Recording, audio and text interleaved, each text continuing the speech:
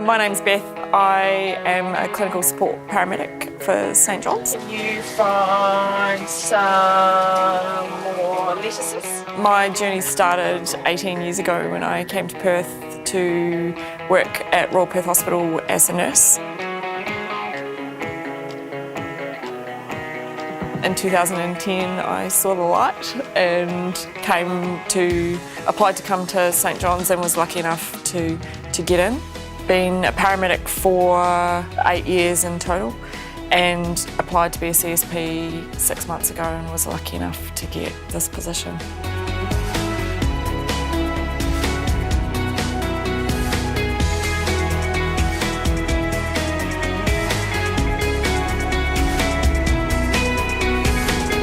The role of the clinical support paramedic is very much split into two jobs. We have one aspect of that's where we're up in the State Operations Centre where we can be reached by anybody in WA via the phones. A big part of our role is to provide support specifically for the community paramedics and the volunteers throughout the state. With Beth being in the role, she has brought together all of her knowledge that she's got from her days as a nurse in Royal Perth, her years as a paramedic, and she's also a very practical, very approachable person, and the crews, from what speaking to them on the road, they all love and love having Beth there to support them. We're there to support dispatching the helicopter and then managing it while it's in the air and servicing all the needs on the scene for that particular role. We are there to be the Bible of our clinical practice guidelines, so people have a question, they'll ring us for that. We get a lot of phone calls from volunteers asking us for advice what to do when they arrive at a job, about where might be an appropriate destination to take the patient, what sort of medications they can give and will they interact with other drugs that the patient's had and that sort of stuff, just confirmation. Her strongest traits in her job for me is the knowledge, the clinical knowledge that she has and the ability to explain it, and if you don't understand it, she'll come in from a different perspective. Beth brings a lot of experience from a nursing background, and she's also clinically very, very sound in her clinical judgments, and she's very approachable the way she does her taskings in her job, which makes her a very sound operator within the role. The other side of it is on road, where we'll come to work 6:30 in the morning, do our checks, go and have a meeting with the area managers and our MMO, and then we go out about our day. So any time as soon as we log on, we're available for calls. So not necessarily just the resusces, the big car smashes, the big jobs, but those grey area jobs on road. So somebody has something they're not quite sure of, whether or not they need to get a patient to come to hospital or not, they'll call us, we can go along and add a second voice. She truly cares about the patients in her care, and she's also very concerned about the welfare of her team and her colleagues and all those around her. Do you know what Mummy does at work? What does she do? Eat her dinner. She does eat her dinner. True, but she's very healthy. And she eats small portions through the course of the day rather than big meals. She helps people feel someone better. Does Mum drive a special car when she does that? Yeah. What is it called? Our ambulance. It's ambulance. And what colour uniform does Mummy wear when she's driving one? Green. She's beautiful, inside and out, friendly, relaxed, so knowledgeable. She's just super nice. I'd probably use two cartoon characters. Bambi, who's lovely, caring, big eyes, wants to help everyone, mixed with Taz, the Tasmanian devil, who is just zoom through the room. But lovely, but just everything's fast and it's so energetic and it's so quick. I'd say she's a firecracker. She's just this little explosion of energy and enthusiasm, and that pretty much encapsulates Beth, I think. I had come to a stage where I was lucky enough to have a really sound clinical background from study I'd done with nursing, being an emergency, but having found myself, I'd been on road for almost 8 years by then and felt that I was almost ready to be able to be in a position where people could respect me and the way that I work.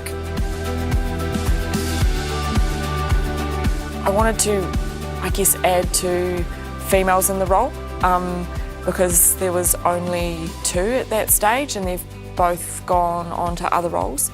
We've got some really very good clinical paramedic females out there who've got all sorts of backgrounds and can offer all sorts of things to this role. I really believe that.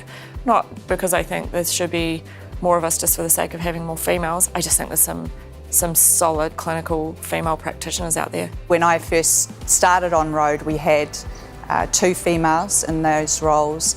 One's gone on to the helicopter, which is amazing. Another one's on leave at the moment, having a baby, and there just seemed to be that gap. And then Beth came on the scene as the CSP, and I think it's amazing that she's there and, you know, she's a mum, she's got small kids. My family is my partner Simon and my 2 little girls, Isa, who is 3.5, and Maggie, who is just about 2.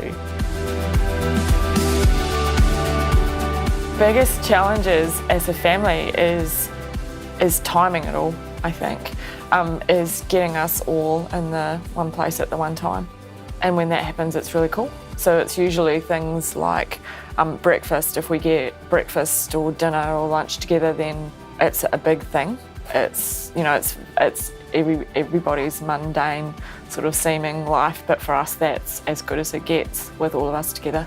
So when I say family, I know she's absolutely adores her family, but also up in comms and on road, everyone you speak to her, she's family.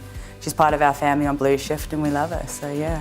Each year we attend continuous education, and this year there was a lot of focus on impact, and a few days later Beth was out on the car, solo operator, and responded to a 39-year-old in cardiac arrest, and her together with the crew implemented some of those concepts behind impact and did an exceptional job, managed to achieve ROSC. Patient went into ICU, subsequently HDU, and has now been discharged home to his wife and 15-year-old son. So, and that's Beth all over. She absolutely strives to be the best she can be. If I'm going to do a role, I want to throw 150% at it.